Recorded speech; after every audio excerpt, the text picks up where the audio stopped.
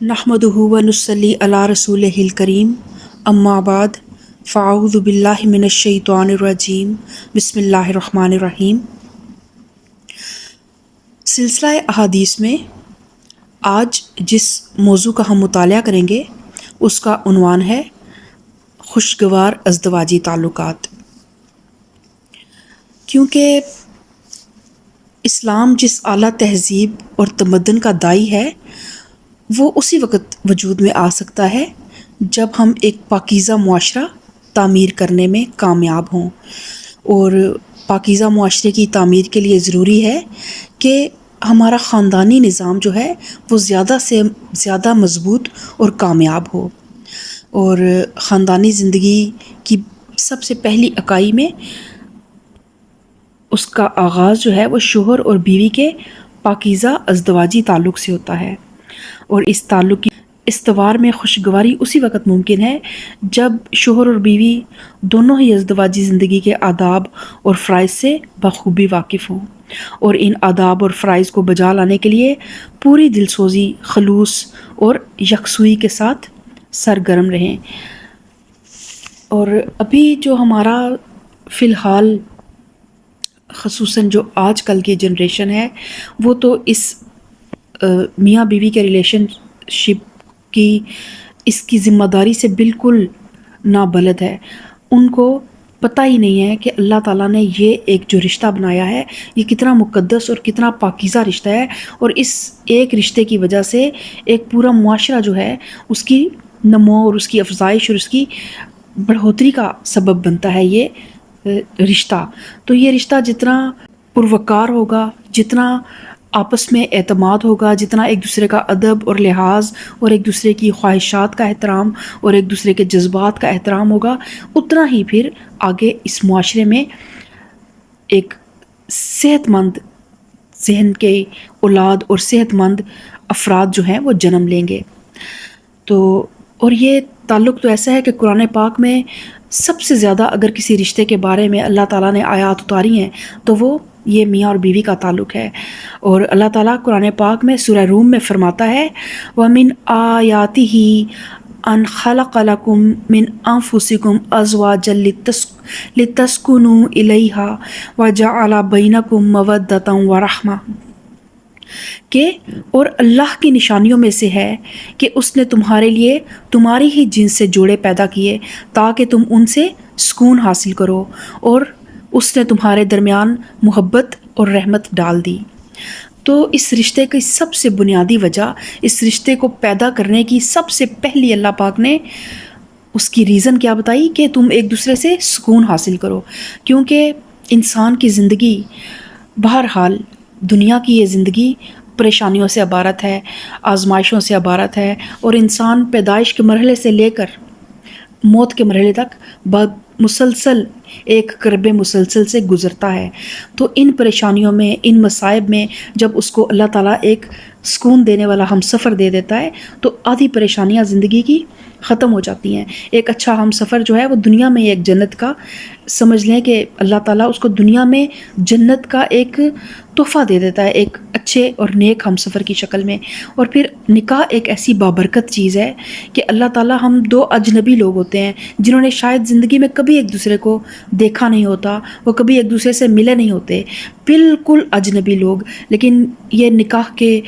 مقدس کلمات جب وہ پڑھتے ہیں اور اللہ تعالیٰ کی ذات کو اپنا گواہ بنا کے جب وہ ایک دوسرے کا ہم سفر بنتے ہیں تو پھر اللہ تعالیٰ ان کے دل میں محبت اور رحمت ڈال دیتا ہے، اور آپ دیکھتے ہیں کہ پھر یہ رشتہ باقی سب رشتوں سے پیارا بھی لگتا ہے۔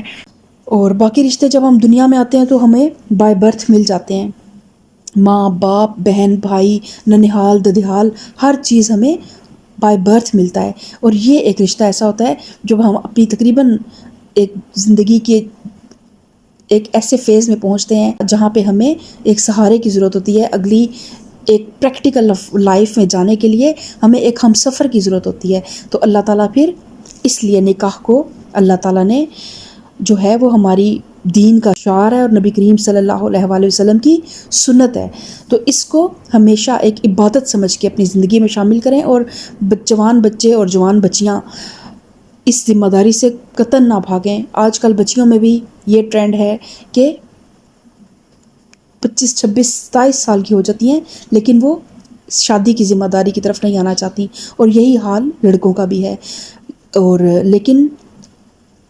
ہوتا یہ ہے کہ اکثر آپ دیکھیں گے کہ جو لوگ تھوڑی سی ارلی ایج میں، مطلب ارلی ایج سے مراد ایک مناسب عمر ہے، مطلب لڑکا 25 26 سال کا ہو، لڑکی 22 23 سال کی ہو، تو جب وہ اس ایج میں ان کی جب آپس میں ایک رشتہ ڈیولپ ہوتا ہے تو وہ رشتہ اس میں جلدی انڈرسٹینڈنگ ڈیولپ ہو جاتی ہے۔ لیکن جب بہت زیادہ پختہ ذہن ہو جاتے ہیں تو پھر اس تعلق کو میں انڈرسٹینڈنگ ذرا ٹائم لیتی ہے۔ اور اسی طرح اللہ تعالیٰ کا ارشاد ہے، اللہ تعالیٰ سورہ نساء آیت نمبر 19 میں فرماتا ہے وَعَاشِرُوهُنَّ بِالْمَعْرُوفِ کہ ان عورتوں کے ساتھ بھلے طریقے کے ساتھ زندگی بسر کرو۔ اور پھر اللہ تعالیٰ نے میاں بیوی کے رشتے کو ایک انتہائی خوبصورت مثال دی ہے، میاں اور بیوی کے رشتے کو، کہ اللہ تعالیٰ سورہ بقرہ آیت نمبر 187 میں فرماتا ہے کہ وہ تمہارے لیے لباس ہیں اور تم ان کے لیے لباس ہو، ہننا لباس لکم وانتم لباس لہن، کہ لباس کا اللہ تعالیٰ نے ایک اگزامپل دے کے اس رشتے کی ساری ذمہ داریوں سے انسان کو آشنا کر دیا۔ لباس کیا کرتا ہے؟ لباس سب سے پہلے ہمارے پورے جسم کا پردہ بنتا ہے، تو اس طرح ہی میاں بیوی ایک دوسرے کا پردہ ہوتے ہیں۔ اگر میاں کے مزاج میں کوئی بھی کمی ہے، کوتاہی ہے، ایک اللہ کی ذات کے علاوہ اور نبی کریم صلی اللہ علیہ وآلہ وسلم کی ذات کے علاوہ یا اللہ کے جو برگزیدہ پیغمبر ہیں ان کے علاوہ ہر انسان کے اندر کمی اور کوتاہی ہے۔ ایک انسان ہے، وہ نیک ہے، وہ شریف ہے، وہ محنتی ہے، وہ کوئی غلط کام بے حیائی کسی قسم کی اس کے اندر نہیں ہے، لیکن کچھ نہ کچھ مزاج کی تبدیلی، مزاج کا فرق ہر انسان میں ہوتا ہے۔ تو پھر ایک دوسرے کا آپ نے لباس بننا ہے، ایک دوسرے کے عیوب کو ڈھانپ لینا ہے۔ اپنی پرسنل باتوں میں اگر اکیلے میں کچھ ہو گیا ہے تو اس کی تشہیر ساری دنیا کے سامنے نہیں کرنی ہے۔ تو جس طرح ایک لباس ہمارے جسم پہ لگے ہوئے تمام داغوں کو اور تمام بدصورتیوں کو چھپا لیتا ہے، اسی طرح میاں بیوی نے ایک دوسرے کا لباس بن کے سب سے پہلے تو ایک دوسرے کے عیوب کو چھپانا ہے۔ پھر لباس دوسرا کیا کام کرتا ہے کہ ہمیں لوگوں کی گندی نظروں سے بھی بچاتا ہے، ہمارے جسم کو لوگوں کی گندی نظروں سے بھی بچاتا ہے۔ پھر زوجین کی ذمہ داری کیا ہے کہ وہ بھی ایک دوسرے کو گندی نظروں سے بھی بچائیں۔ شوہر کا فرض بنتا ہے کہ وہ اپنی بیوی کو کی اس طرح سے حفاظت کرے اور اس طرح اس کا محافظ بنے کہ اس کی بیوی تک کسی بھی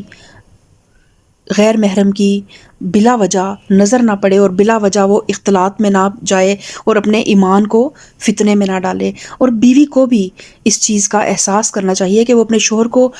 اس قدر محبت دے، اس قدر اس کو اپنائیت اور اتنی توجہ دے کہ شوہر کبھی کسی دوسرے کی توجہ کا طلبگار ہی نہ ہو، اس کی اپنی بیوی سے اسے اتنی فلفلمنٹ ملے کہ وہ پھر کسی دوسری عورت کی طرف دیکھنا پسند نہ کرے۔ اور پھر لباس کا تیسرا کام لباس کیا کرتا ہے کہ لباس آپ کے جسم کو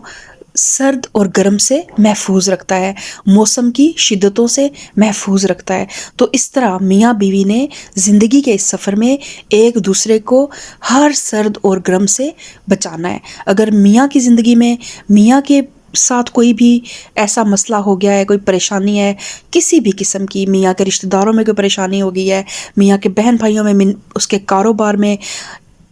یا کوئی بھی اس کی زندگی میں جب چیلنج آ جائے تو بیوی نے اس کے ساتھ ایک کندھے سے کندھا ملا کر کھڑے ہونا ہے اور اس کے آگے ڈھال بن جانا ہے کہ اس کو جذباتی طور پہ اور اس کو نفسیاتی طور پہ اس طرح اس کی کاؤنسلنگ کرنی ہے کہ وہ کسی بھی طرح اپنے آپ کو تنہا محسوس نہ کرے۔ اور اسی طرح اگر بیوی بیمار ہے، بیوی کی زندگی میں کوئی اپس اینڈ ڈاؤنز آ گئے ہیں، کوئی بچوں کی پریشانی آ گئی ہے، خصوصاً عورت جب ولادت کے مرحلے سے گزرتی ہے، پریگنینسی کے مرحلے سے گزرتی ہے، ان دنوں میں بالخصوص مرد کو اپنی بیوی کے ساتھ بہت زیادہ پیار، محبت اور التفات رکھنا چاہیے کہ وہ بہرحال اس کی نسل کو دنیا میں لانے کے لیے اپنی جان کو ایک خطرے میں ڈال کر وہ اس پورے مرحلے سے گزر رہی ہے، اور چھوٹی موٹی عورت سے کوئی کمی ہو جائے، کوئی کام میں یا کسی بھی سلسلے میں، یا اس کے مزاج میں اس طرح کے ہارمونل چینجنگز آ جاتی ہیں کہ عورت سم ٹائمز کچھ اس کے اندر قوت برداشت کم ہو جاتی ہے، تو پھر اس وقت مرد نے بہت زیادہ پیشنس کے ساتھ اپنی بیوی کو ایک ایز بھی فراہم کرنا ہے، اپنی بیوی کے دوا دارو کا خیال کرنا ہے، اور اس کی ذہنی صحت کا بھی خیال کرنا ہے، اس کی جسمانی صحت کا بھی خیال کرنا ہے۔ تو جس طرح اللہ تعالیٰ نے میاں بیوی کے رشتے کو ایک لباس سے جب مثال دیا، تو پھر آپ نے ایک دوسرے کا لباس بن کر دکھانا ہے۔ اور لباس پھر ایک اور جو لباس کا ایک اور بھی مقصد ہوتا ہے کہ لباس ہمارے لیے خوبصورتی کا باعث بنتا ہے، ہماری خوبصورتی کو مزید آراستہ کرتا ہے۔ تو آپ نے بیوی نے شوہر کے لیے اور شوہر نے بیوی کے لیے ایک ایسا زوج بننا ہے، ایک ایسا ہمسفر بننا ہے، ایسا لائف پارٹنر بننا ہے کہ اس کی موجودگی، اس کی پریزنس میں وہ اپنے آپ کو مزید خوبصورت محسوس کرے۔ آپ جب اپنے ایک دوسرے کے مزاج کے اکارڈنگ ہوتے ہیں، ایک دوسرے کے مزاج کے مطابق اٹھتے بیٹھتے ہیں، ایک دوسرے کے مزاج کو سمجھ کر بات چیت کرتے ہیں، ایک دوسرے کے مزاج کو سمجھ کر باقی لوگوں سے اپنے ریلیشن شپ کو موو کرتے ہیں، تو پھر یہ رشتہ ایک خوبصورت لباس سے کم نہیں ہوتا۔ اور اس طرح پھر اوور آل بھی جو ہے بچوں کی صحت پر بہت اچھا اثر پڑتا ہے۔ اور ہم جس بھی اسلامی معاشرے سے ہمارا تعلق ہے، ہم لوگ خاص طور پر بڑے فیملی اورینٹڈ لوگ ہوتے ہیں، اور ہمارا دین تو اسپیشلی مل جل کر رہنے کو، معاشرتی طور پر بھی مل جل کر رہنے کی تعلیم دیتا ہے، اور مل جل کر والدین کے ساتھ بھی بچے جب شادی شدہ ہونے کے بعد بھی اپنے والدین کے ساتھ رہنا پسند کرتے ہیں، تو جب ان بچوں کا آپس میں ایک بہت خوبصورت رشتہ ہوتا ہے، بہت پیارا تعلق ہوتا ہے، تو والدین کی صحت پر بہت اچھا اثر پڑتا ہے۔ اور والدین کے لیے بھی وہ جو والدین بوڑھے ہو رہے ہوتے ہیں نا، تو ان کی جو بچے جب ایک خوبصورت ریلیشن شپ، ایک اچھے ریلیشن شپ میں آگے بڑھ رہے ہوتے ہیں، تو ان والدین کا بڑھاپا بھی اپنے آپ کو وہ بھی جوان محسوس کرتے ہیں۔ سیدنا عبداللہ بن عمر سے روایت ہے کہ رسول اللہ صلی اللہ علیہ وآلہ وسلم نے فرمایا، تم میں سے بہتر وہ ہے جو اپنی عورتوں کے لیے بہتر ہے۔ اور اس میں اس طرح ہی ہے کہ ہمارا اکثر یہ ہوتا ہے کہ چراغ تلے اندھیرا ہوتا ہے، ہم ساری دنیا کے لیے بڑے سافٹ ہوتے ہیں، بڑے پولائٹ ہوتے ہیں، بڑا ہم